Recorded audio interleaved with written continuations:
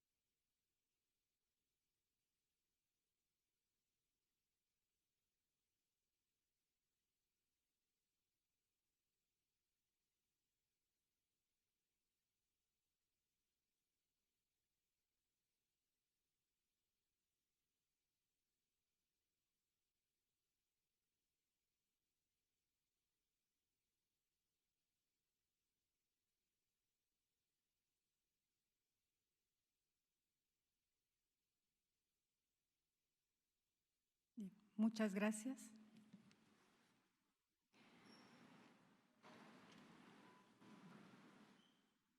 Como todos ustedes saben, la Cátedra Latinoamericana Julio Cortázar nació hace más de 25 años gracias a las aportaciones generosas que hicieron en su momento los escritores Carlos Fuentes y Gabriel García Márquez.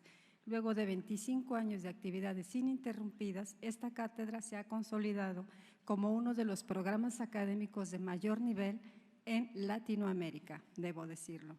Y esta mañana tendremos el honor de escuchar al doctor Julio Frank hablarnos sobre un tema crucial en nuestros días: salud, la democratización interrumpida. Y para presentar a nuestro invitado, hemos convocado al doctor Jaime Andrade, director del organismo público descentralizado Hospitales Civiles de Guadalajara. Los dejo con ustedes.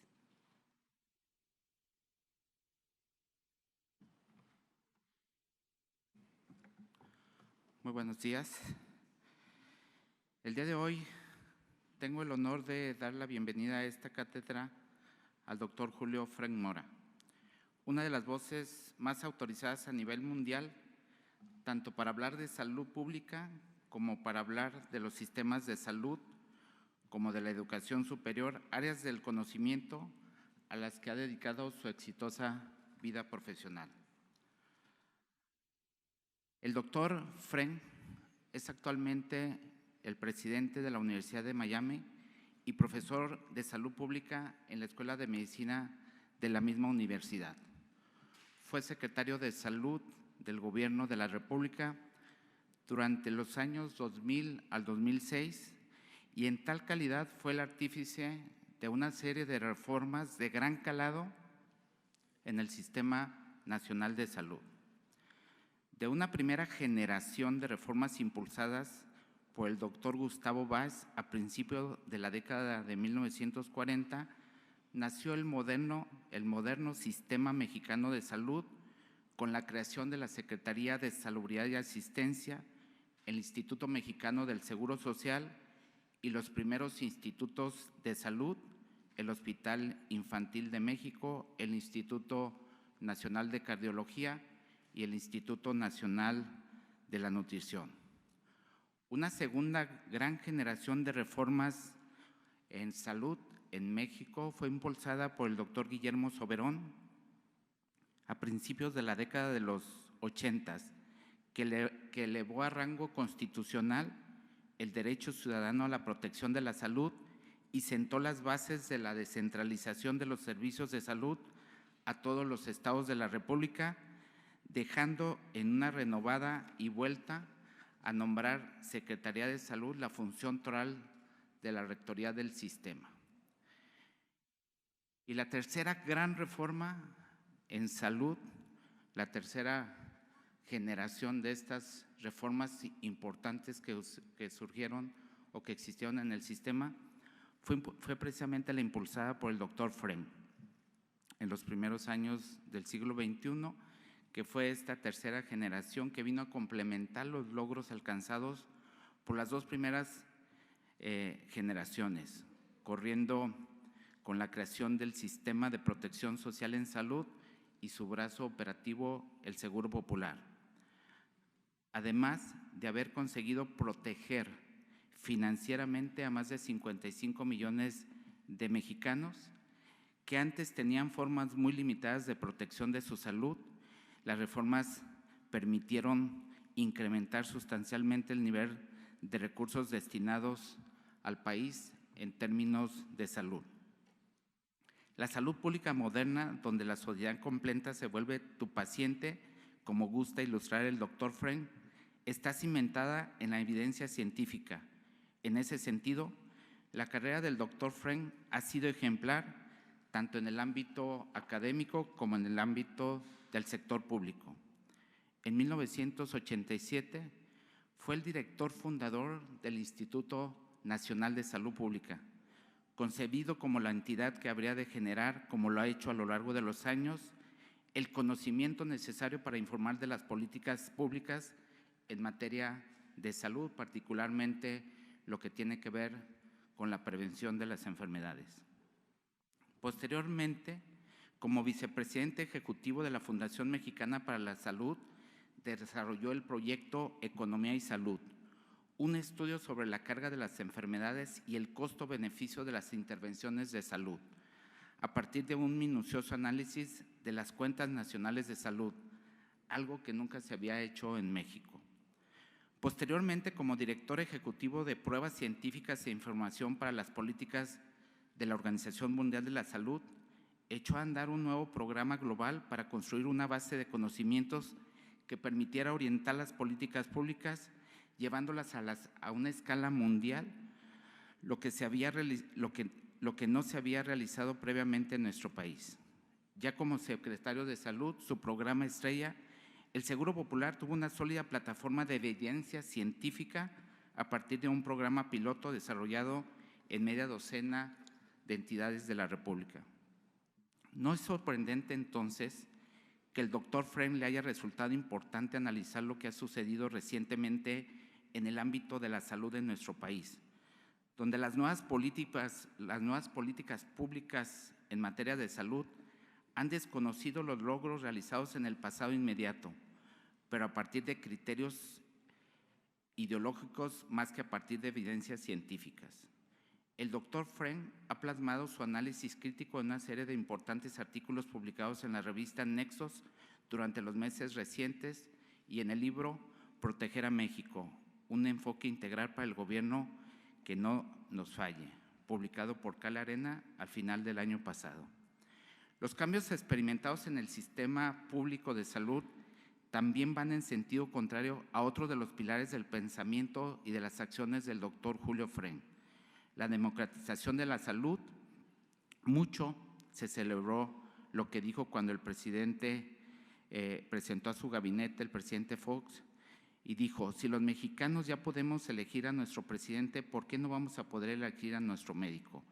Y dentro del Programa Nacional de Salud 2000-2006 llevó por título La democratización de salud en México hacia un sistema universal de salud, subrayando en un momento crucial la transición democrática que está solo para complementarse si es incluida con los derechos políticos y civiles y el ejercicio uniforme y universal de los derechos sociales, entre ellos el derecho vital a la protección. La Cátedra Latinoamericana Julio Cortázar se honra así en recibir a un médico mexicano de talla universal, a un científico brillante y a un auténtico demócrata para quien la salud de cada persona no es el resultado del desarrollo, sino una condición sine qua non. Doctor Julio Fren, sea usted bienvenido a este Paraninfo Enrique Díaz de León de la Universidad de Guadalajara.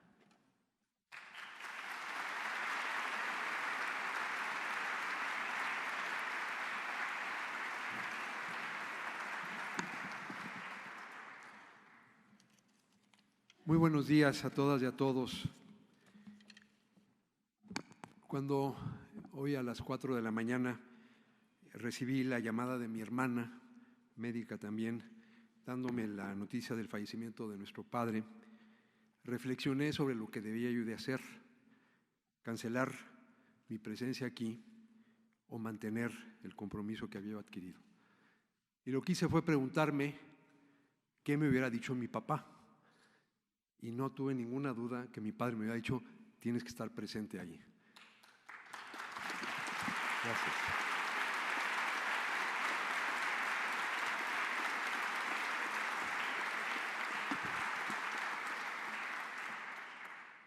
Porque mi padre siempre nos inspiró a mí y a mis 6 hermanos un enorme sentido de servicio hacia México.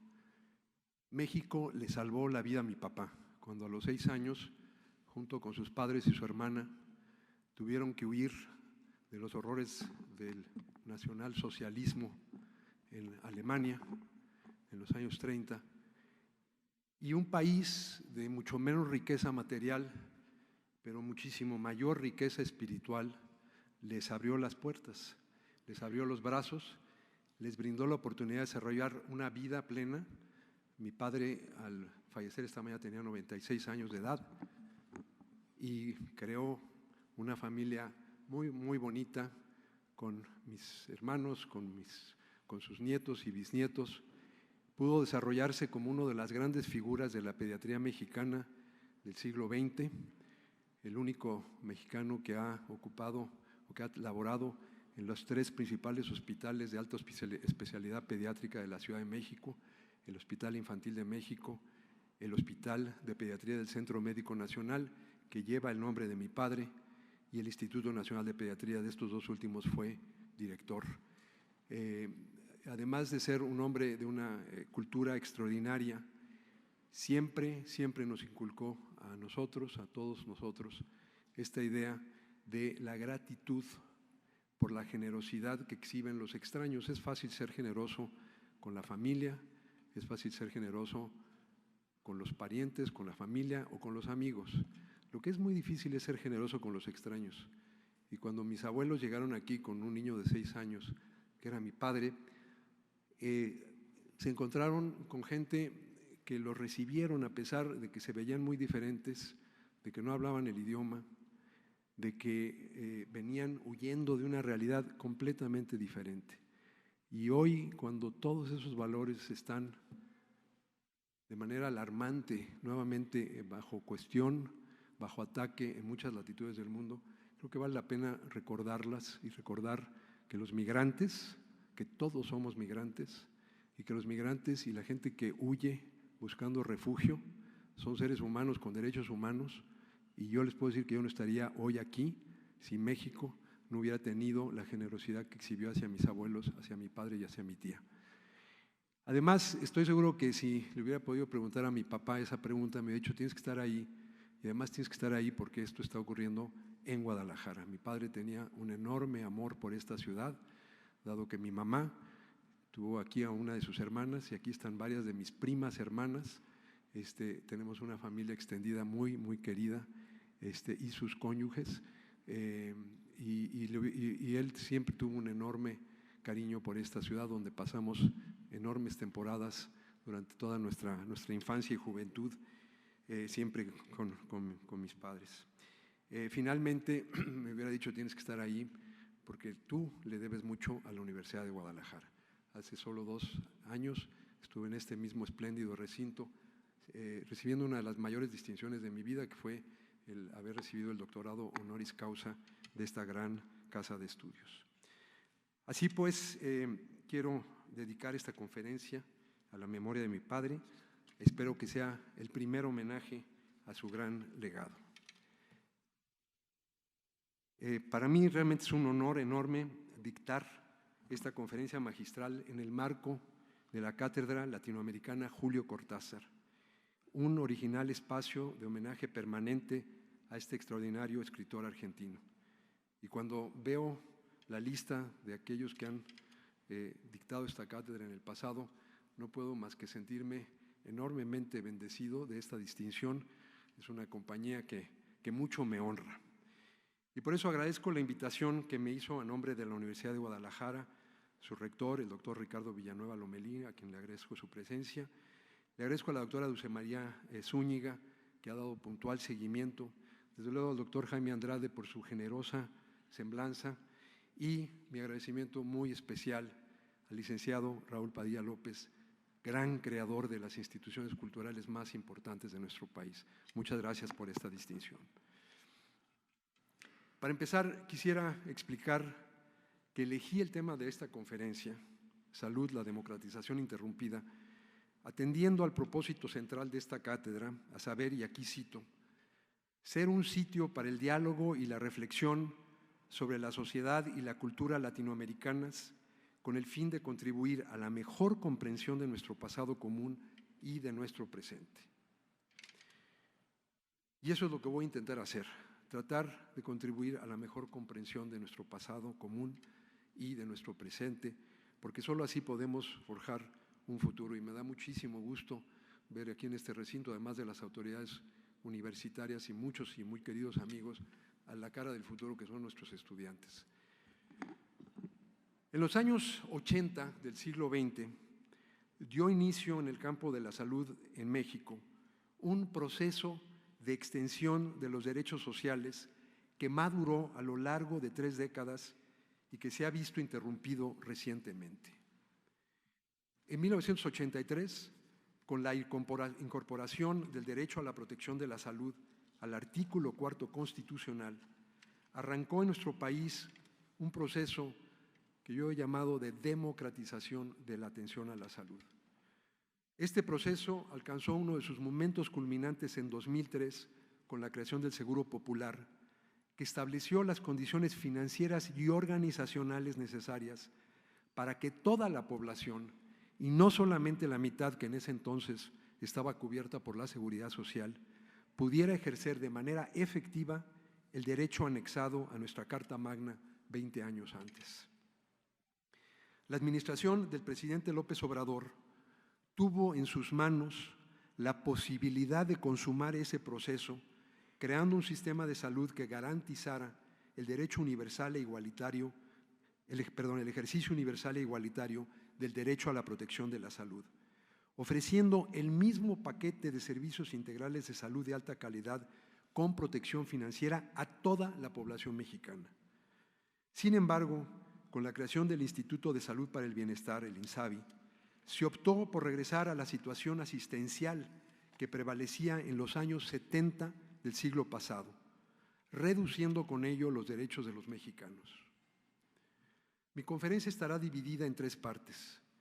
En la primera parte discutiré muy brevemente el término democratización y su aplicación al campo de la atención a la salud. Enseguida describiré el curso que siguió la democratización de la salud en México, desde la incorporación del derecho a la protección de la salud a la Constitución hasta la implantación del sistema de protección social en salud y su brazo operativo, el Seguro Popular, en 2004. En la tercera parte explicaré la forma en que la actual administración está limitando el derecho a la protección de la salud y con ello interrumpiendo el proceso democratizador iniciado en los años 80 del siglo pasado. Concluiré esta conferencia con una breve reflexión sobre el enorme reto que ha representado garantizar en México el ejercicio universal e igualitario del derecho a la protección de la salud. Ciudadanía y derechos. Según el destacado politólogo Guillermo O'Donnell, la democratización puede definirse, y aquí cito, como la aplicación de las normas y los procedimientos de la ciudadanía a instituciones que estaban regidas por otros principios, como el control coactivo, la tradición social, el juicio de los especialistas o las prácticas administrativas. Hasta aquí la cita. La democratización también supone aplicar estas normas y procedimientos a grupos como las mujeres, los jóvenes, las minorías étnicas o los no salariados, que no gozaban de tales derechos y obligaciones. ¿Cuáles son esas normas y procedimientos de la ciudadanía? ¿Cuáles los derechos y obligaciones ciudadanos? La Real Academia Española define al ciudadano como aquel, y aquí también cito, habitante de las ciudades antiguas o estados modernos, sujeto de derechos políticos y que interviene ejercitándolos en el gobierno del país. Hasta aquí la cita. En otras fuentes, el término ciudadano se asocia al ejercicio de ciertos derechos y obligaciones que se definen en el marco de una Constitución, pero estos derechos y obligaciones no son exclusivamente políticos. En su obra seminal titulada Clase, Ciudadanía y Desarrollo, Thomas Marshall reconoce tres tipos de derechos constitutivos de la ciudadanía: los derechos civiles, los derechos políticos y los derechos sociales, que en la sociedad inglesa se consolidaron durante los siglos XVIII, XIX y XX respectivamente. Los derechos civiles son aquellos que definen las libertades individuales de las personas: la libertad de expresión, pensamiento y culto, el derecho a la propiedad, el derecho a establecer contratos válidos y el derecho a la justicia. Las instituciones más directamente ligadas a los derechos civiles son los tribunales de justicia.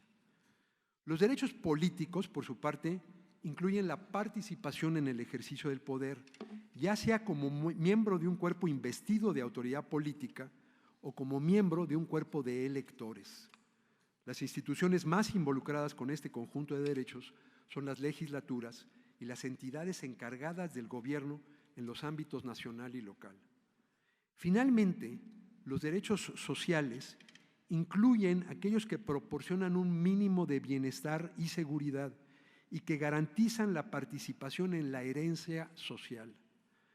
Las definiciones modernas de ciudadanía parten del supuesto de que la libertad, la igualdad ante la ley y el ejercicio de los derechos políticos son nociones vacías a menos de que todos los habitantes de un país hayan alcanzado un nivel decoroso de vida. Marshall incluso afirma que el desarrollo de la ciudadanía culmina con la implantación de los derechos sociales, los cuales se hacen realidad a través de instituciones tales como el sistema educativo y el sistema de salud. Para concluir esta primera sección de la conferencia, quisiera señalar que en muchos países la implantación de los derechos sociales fue precedida del ejercicio de los derechos civiles y políticos. Así sucedió, por ejemplo, en la mayor parte de los países de Europa Occidental. La transición democrática en México también comenzó con la protección de los derechos civiles, de manera crucial mediante el establecimiento de la Comisión Nacional de los Derechos Humanos en 1990, y continuó con la consolidación de los derechos políticos, que tuvo un punto culminante en las elecciones del año 2000, cuando se dio la alternancia en el Poder Ejecutivo Federal. Aunque todavía hay mucho que avanzar en estos dos ámbitos, es claro que la gran frontera de la democratización en México se centra en el ejercicio de los derechos sociales, dentro de los que destaca la protección de la salud. Paso pues a la segunda parte de mi conferencia. Señalé al principio que México inició su proceso de democratización de la salud en 1983. Pero uno se pregunta, ¿cómo se podía aspirar en el México de los años 80 del siglo pasado a democratizar la atención de la salud? En ese entonces había apenas una titubeante transición a la democracia política. Prevalecía en el país un régimen de partido hegemónico que limitaba la libertad de participación, expresión y elección. Convertir la protección de la salud en un derecho ciudadano parecía ingenuo. Solo un personaje visionario podría plantearse una meta así. La protección de la salud en México, en el México de entonces, era un derecho laboral, es decir, una prerrogativa que solo podían ejercer los miembros de la población asalariada y sus familias, los afiliados al IMSS, al ISSSTE y los instrumentos de seguridad social reservados a las Fuerzas Armadas y las grandes empresas paraestatales.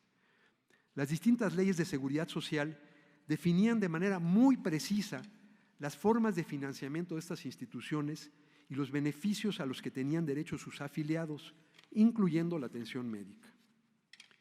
En contraste, la población no asalariada poco más del 50% de la población total, recibía atención sobre una base asistencial o de caridad pública. Esto significa, entre otras cosas, que la forma de financiamiento de las instituciones que le prestaban servicios a esta población no estaba definida y los muy limitados beneficios que podía llegar a recibir, en su mayoría servicios preventivos, no podían considerarse derechos en el sentido legal de la palabra.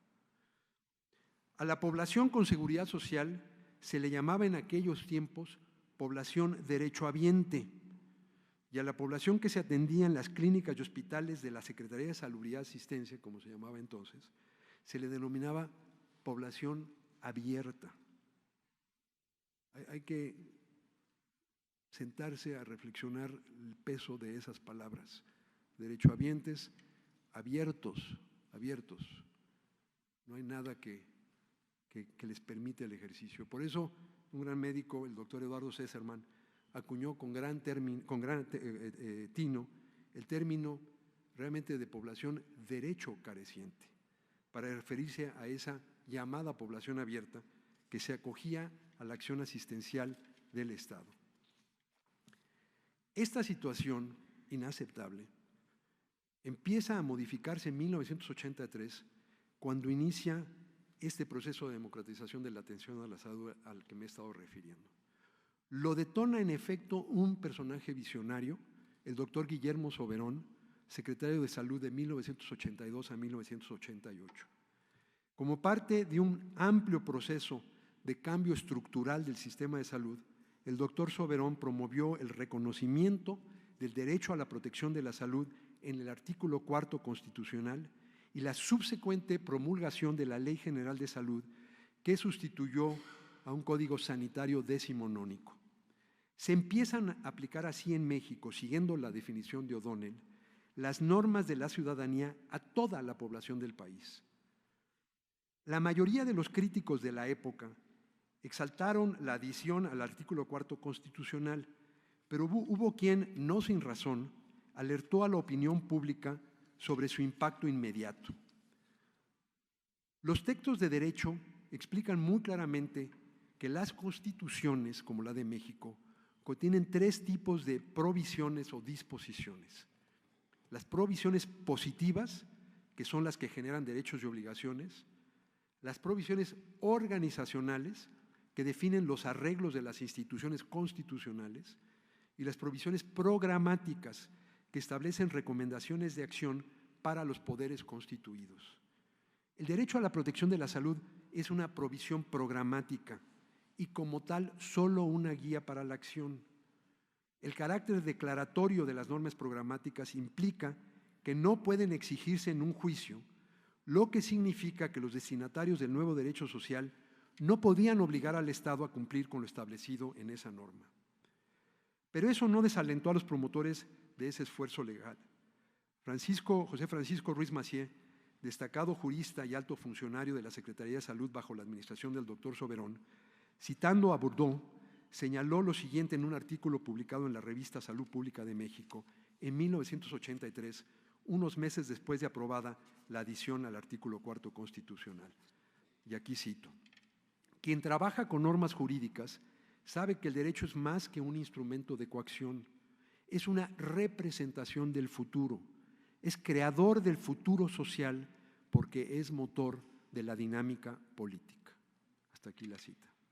En la conclusión de ese artículo, Ruiz Massieu hace un llamado a acelerar el cambio de la sociedad mexicana con el fin de democratizarla, creando, entre otras cosas, las condiciones para el ejercicio efectivo de los derechos sociales, incluyendo obviamente el derecho a la protección de la salud. Estas condiciones se crearon 20 años después, bajo la administración del presidente Vicente Fox, que marcó un punto culminante de la transición democrática.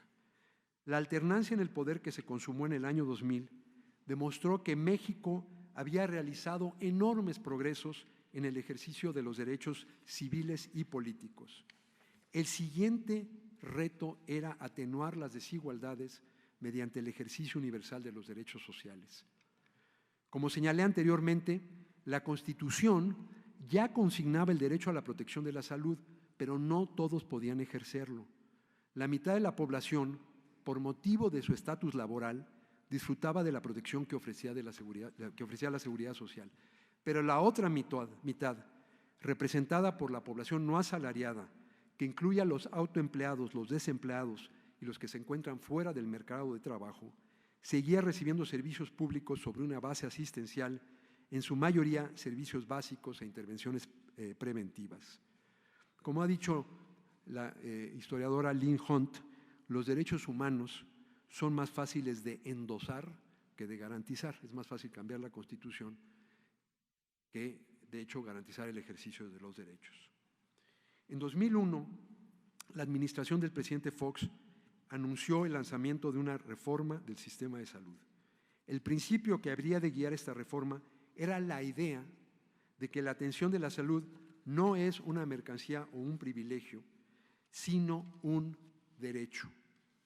El concepto rector que se utilizó como subtítulo del Programa Nacional de Salud 2001-2006 fue precisamente el de democratización de la salud, que se definió como la expansión de la democracia al ámbito de los derechos sociales. De acuerdo con Viviane Brachet, investigadora del Colegio de México, la transformación de la atención a la salud en un verdadero derecho social requiere, por encima de todas las cosas, de la definición de los beneficios en salud que los ciudadanos, independientemente de su condición socioeconómica o laboral, deben recibir y pueden legalmente demandar. También implica la definición de los mecanismos a través de los cuales los costos de estos beneficios se habrán de distribuir entre la población para garantizar su viabilidad financiera. En México, los beneficios en salud que podía recibir la población no asalariada no estaban definidos y tampoco estaban definidos los mecanismos financieros que podían garantizar su viabilidad. Fueron precisamente estos beneficios y estos mecanismos los que especificó la reforma de 2003 a la Ley General de Salud, la cual dio origen al Sistema Nacional de Protección Social en Salud y su brazo operativo, el Seguro Popular. El nuevo seguro había de extender la protección social en salud a la población que carecía de seguridad social convencional. El nuevo esquema se financió predominantemente con recursos federales, a los que se sumaron una aportación estatal y una pequeña contribución familiar que dependía del nivel económico y que era de cero en el caso de las personas pertenecientes a los deciles de menores ingresos, quienes representaban la inmensa mayoría de los beneficiarios. El aspecto más interesante de la fórmula financiera es que el punto de partida fue la definición y el costeo de las intervenciones a la que los afiliados al Seguro Popular tenían derecho, y este fue el gran cambio, y que ahora sí podrían legalmente demandar. En 2018 eran las 260 intervenciones esenciales, incluidas en el llamado Catálogo Universal de Servicios Esenciales de Salud o CAUSES, que los estados prestaban en sus clínicas y hospitales generales, y las 70 intervenciones de alto costo, como los cuidados intensivos neonatales, el tratamiento de todos los cánceres en niños y el tratamiento del VIH-Sida y el cáncer de mama, entre muchos otros, que se prestaban en los institutos nacionales de salud y otros hospitales públicos de alta especialidad, como es el caso del magnífico Hospital Civil de Guadalajara. A través de cuidadosos estudios actuariales que tomaron en cuenta el costo de las intervenciones y la demanda esperada, se determinaron los recursos que era necesario movilizar para garantizar el acceso a los 2 paquetes de servicios. Por cada persona afiliada, el gobierno federal contribuía con una cuota social, que era la misma que estaba en la ley del IMSS, porque el principio es que la vida de todos los mexicanos vale lo mismo, no que había población derechohabiente y población derecho careciente, sino que la vida valía la misma cuota social con la misma fórmula. Y a ella, en ausencia de la cuota obrero patronal, se sumaba una cuota solidaria federal adicional que era complementada con una cuota solidaria estatal, también en sustitución de la cuota obrero patronal, con lo cual se homologaba la estructura financiera del Seguro Popular con la del IMSS y a eso se sumó unos años más tarde la fórmula del ISSSTE. Los recursos totales, en el caso del Seguro Popular, se distribuían de la siguiente manera: 89% se transferían a las entidades federativas para prestar los servicios incluidos en el CAUSES, 8% se transferían a un fondo especial con el que se financiaban las intervenciones de alto costo, el Fondo de Protección contra Gastos Catastróficos.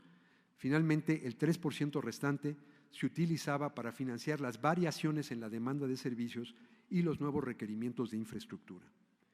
En 2018, el Seguro Popular contaba con 53 millones de afiliados, 97% de los cuales pertenecían a los 3 deciles de menores ingresos, o sea, el 30% más pobre de los mexicanos. Esto significa que el Seguro Popular, contra lo que se ha dicho de manera infundada, sí era popular. De hecho, diversos investigadores han demostrado que Progresa, Oportunidades, Prospera y el Seguro Popular son los 2 programas sociales más progresivos que se han implantado en México en los últimos 40 años. Progresivos en el sentido de redistribuir recursos de la gente con más recursos a los de menores recursos. Además, estos 2 programas, desechados ambos por la actual administración, fueron sujetos de rigurosas evaluaciones externas que demostraron su contribución a la salud, la nutrición y el bienestar de la población más pobre de México. El Seguro Popular permitió ampliar considerablemente los recursos públicos para la salud y así extender la cobertura de atención a un número sin precedentes de personas.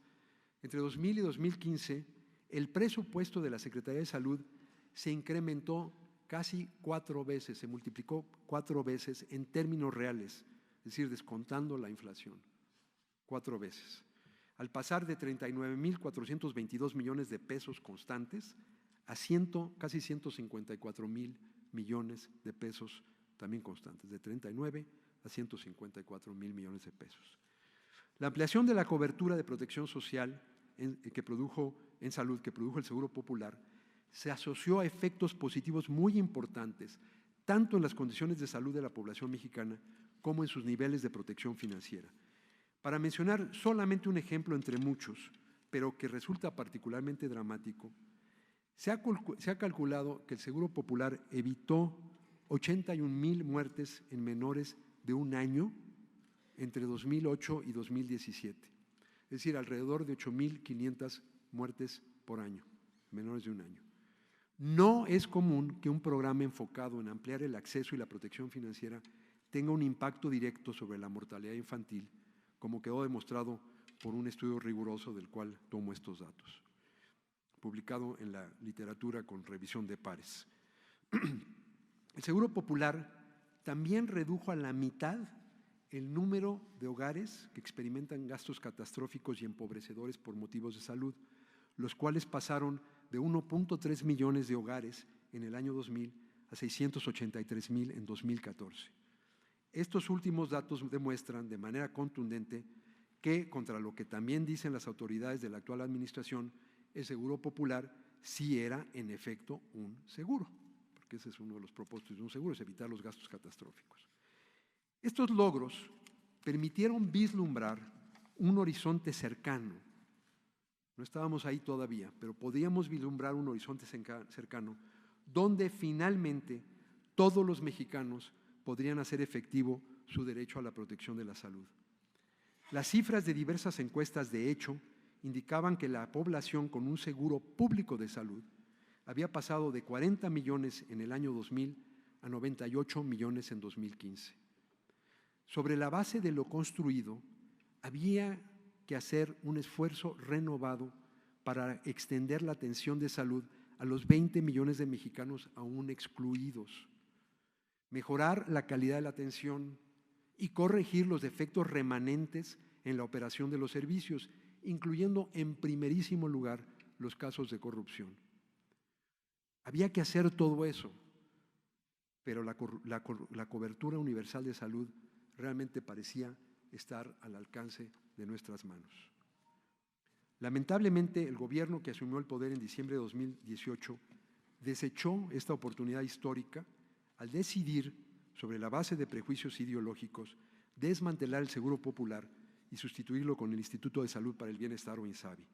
Se interrumpió así el proceso de democratización de la atención a la salud que arrancó en 1983.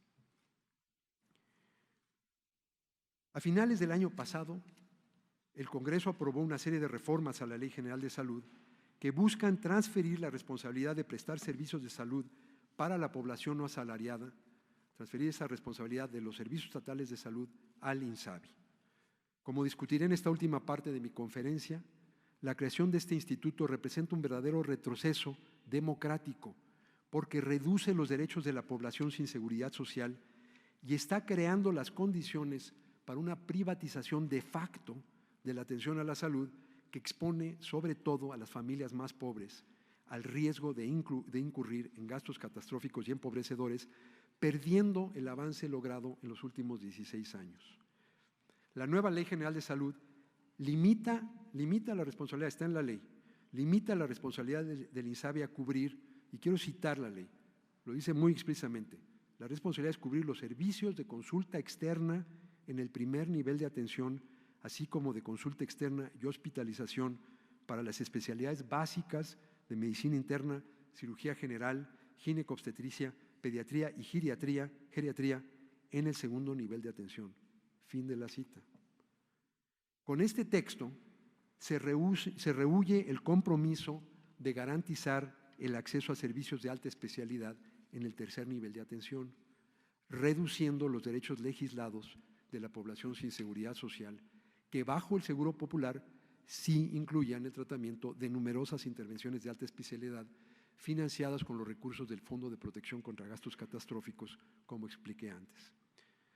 En pocas palabras, miles de niños que requieren de cuidados intensivos neonatales y miles de mujeres que sufren de cáncer de mama, entre muchos otros casos, no tendrán acceso al tratamiento que requieren a menos que sus familias paguen de su bolsillo o se acojan a la acción asistencialista y quizás clientelar del gobierno. Estas familias volverán a enfrentar, como era común antes del Seguro Popular, la terrible disyuntiva de arruinarse económicamente con tal de atender la salud de sus seres queridos. Los más pobres serán los más afectados. Esta limitación de los derechos sociales se verá agravada por la pobreza del diseño financiero del nuevo instituto. Los cambios a la Ley General de Salud señalan que el gobierno federal destinará recursos para el INSABI que no deberán ser inferiores a los recursos del ejercicio fiscal inmediato anterior, incrementado por inflación. Esta fórmula muy simple contrasta con la fórmula del Seguro Popular que, como ya señalé, permitió generar recursos muy por encima de la inflación. La ley también señala vagamente que dichos recursos se distribuirán sobre la base de la cobertura de atención y las necesidades de salud de la población y que se complementarán con aportaciones estatales, cuya magnitud de las aportaciones estatales no se define. El ambiguo texto legislado el año pasado indica que el presupuesto del INSABI se determinará en lo fundamental sobre una base histórica inercial y echando mano de las mercuriales negociaciones políticas que tantas inequidades habían generado antes del Seguro Popular. Nuevamente ello contrasta con el cuidadoso esquema financiero del Seguro Popular que hizo explícitas las obligaciones fiscales tanto del gobierno federal como de los estados para generar certidumbre y equidad. Es decir, dijo que las mismas reglas que estaban en la ley del IMSS y en la ley del ISSSTE había que tenerlas en la ley de salud. Se quitaron esas reglas y se dejan ahora a estas negociaciones políticas. La baja calidad técnica de la propuesta del INSABI puede constituir un verdadero suicidio presupuestal para la Secretaría de Salud. Igualmente preocupante es el hecho de que la ley no precisa los criterios que se utilizarán para definir las necesidades y así las intervenciones cubiertas. En vez del riguroso proceso seguido en el Seguro Popular para definir de manera explícita y transparente las prioridades de atención, regresaremos al uso de mecanismos burocráticos de racionamiento como las listas de espera, eufemísticamente llamadas diferimientos, el maltrato a los pacientes que los induce a buscar atención en el sector privado y la escasez de medicamentos y otros insumos, de la cual ya hemos tenido una dolorosa muestra en fechas recientes. Otro grave problema del INSABI es que su propuesta de creación no cuenta con ninguna proyección de costos. Esta es una variable clave, ya que las autoridades afirman que este instituto eventualmente otorgará los mismos servicios que hoy ofrecen las instituciones de seguridad social, en particular el IMSS. Sin embargo, de acuerdo con un análisis realizado recientemente en la Fundación Mexicana para la Salud, la oferta de un paquete de servicios de salud como el del IMSS a los 71.6 millones de personas sin seguridad social requeriría de la totalidad de los recursos que se asignaban al Seguro Popular, más o menos 80,000 millones de pesos, más 346 mil millones de pesos adicionales que representan 1.5% del PIB. ¿De dónde saldrán estos recursos? Los esfuerzos de la actual administración en materia presupuestal están muy lejos de estas cifras. Durante la campaña electoral y el periodo de transición, el hoy presidente López Obrador prometió aumentar el gasto público en salud en 1 punto porcentual del PIB, que representa un monto muy significativo dado el tamaño de la economía mexicana. Interesantemente, este fue precisamente el incremento que se logró gracias al esquema financiero del Seguro Popular. Sin embargo, en el presupuesto 2019, los recursos destinados a la Secretaría de Salud ascendieron a solo 120,000 millones de pesos constantes, una disminución de 1.6% en términos reales respecto a la cifra de 2018. Esta caída se sumó a los recortes que se dieron durante la segunda mitad del sexenio pasado, acumulándose así 4 años continuos de descenso que redujeron en más de una quinta parte el presupuesto de dicha secretaría. Estos dramáticos recortes y la impericia gerencial de la actual administración explican la situación de crisis que vive el sector salud, la cual está obligando a los hospitales públicos a cobrar cuotas de recuperación y a la población mexicana a recurrir de manera creciente a los servicios privados. Una triste ironía para un gobierno que dice oponerse a las políticas públicas que él mismo califica de neoliberales. El presupuesto 2020 de la Secretaría de Salud tampoco augura nada bueno. Asciende a 121,000 millones de pesos. Esto representa un incremento de apenas 0.5% respecto al presupuesto del año anterior. Este monto ni siquiera se acerca al presupuesto de la Secretaría de Salud, que la Secretaría de Salud alcanzó en 2015, que fue de 154,000 millones de pesos constantes, y mucho menos a lo necesario para garantizar la promesa de ofrecer a la población sin seguridad social los mismos beneficios en materia de salud que reciben los afiliados al IMSS. Aún con los 40,000 millones de pesos adicionales que ha prometido el presidente para la Secretaría de Salud en 2020, los montos movilizados para financiar el paquete de servicios del INSABI se quedarán cortos en más de 175,000 millones de pesos. Y esto suponiendo que la totalidad del presupuesto de la Secretaría de Salud y la totalidad de los recursos del Fondo de Aportaciones para los Servicios de Salud, que es el otro gran mecanismo para financiar la atención de la población sin seguridad social, se destinaran al nuevo instituto, lo cual pues parece inviable. A ello habrá que agregar el descenso en las aportaciones estatales a la atención de la salud. Con la extinción del Seguro Popular desapareció la obligación de las entidades federativas de contribuir con una cuota solidaria estatal al financiamiento de los servicios.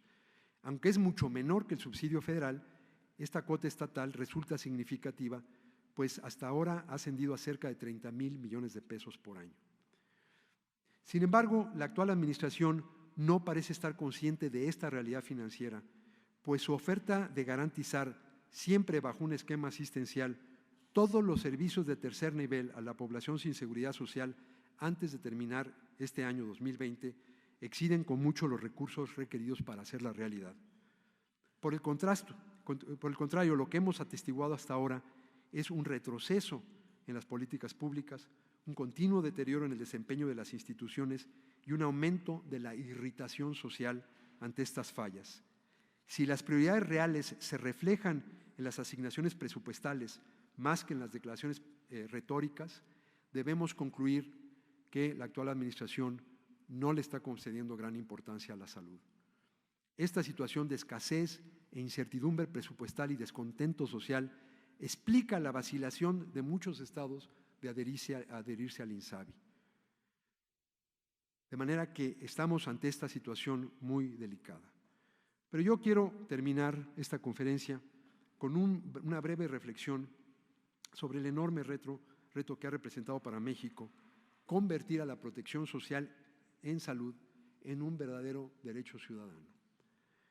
La atención a la salud fue hasta principios del siglo XX un objeto de caridad que estuvo primero en manos de instituciones religiosas y después de la beneficencia pública.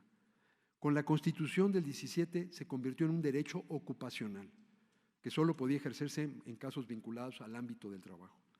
En el artículo 123 se estableció que los patrones estaban obligados a instaurar medidas para garantizar la seguridad e higiene en los sitios de trabajo y pagar por la atención a la salud en caso de accidentes laborales y enfermedades ocupacionales. Con la creación del IMSS en 1943 y del ISSSTE en 1960, la atención a la salud se convirtió ahora en un derecho ya no solo ocupacional, sino laboral. Ya no se limitaba a la atención de accidentes o enfermedades ocupacionales, sino que incluía el acceso a servicios integrales de salud.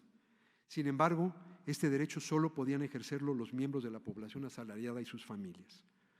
Como ya apunté, en 1983 arranca un gran movimiento hacia la universalización al incluir en la Constitución mexicana el derecho a la protección a la salud. Se incorporó como una provisión programática, es decir, como una guía de acción, pero esta medida proporcionó a los tomadores de decisiones una sólida plataforma a fin de perseguir el objetivo de la universalización una vez que se crearan las condiciones políticas y financieras para hacerla realidad. Esto último sucedió a principios del siglo XXI,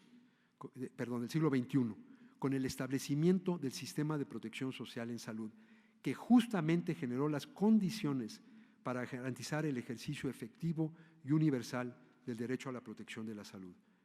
El Seguro Popular por fin ubicó la atención a la salud para la población no asalariada fuera del ámbito asistencial, garantizando su justiciabilidad y estableciendo reglas claras que aseguraban su sustentabilidad financiera. Este esfuerzo de varias generaciones de trabajadores de la salud se interrumpió en 2020 con la puesta en marcha del INSABI, que constituye una regresión democrática y un salto al México de los años 70 del siglo pasado. La interrupción del esfuerzo democratizador iniciado en 1983 muestra que el progreso en el campo de las políticas públicas no es lineal, sino que puede ser sujeto de retrocesos. Hay quienes piensan que los avances generados por las políticas progresistas tienden a preservarse, pues los beneficios que generan las protegen en contra de los ataques infundados. Lamentablemente, este no es el caso. No importa que también estén funcionando, nunca debemos dar por sentadas las políticas o las instituciones. Siempre debemos tratar de mejorarlas, sí, pero también es nuestra obligación protegerlas de manera activa. Esta es quizás la principal lección derivada de lo que ha pasado con la salud en México durante los primeros 15 meses del actual gobierno. Los ciudadanos compartimos el imperativo de participar en el debate público para frenar el deterioro institucional, movilizar la inteligencia nacional para ofrecer soluciones constructivas y, sobre todo, defender los derechos que tanto trabajo ha costado conquistar. Es en ese espíritu que hoy me honro en dictar esta conferencia latinoamericana Julio Cortázar, en homenaje a un hombre que dedicó su vida justamente a este esfuerzo que hoy nos convoca a todos por igual como ciudadanos y especialmente a las generaciones futuras. Muchas gracias por su atención.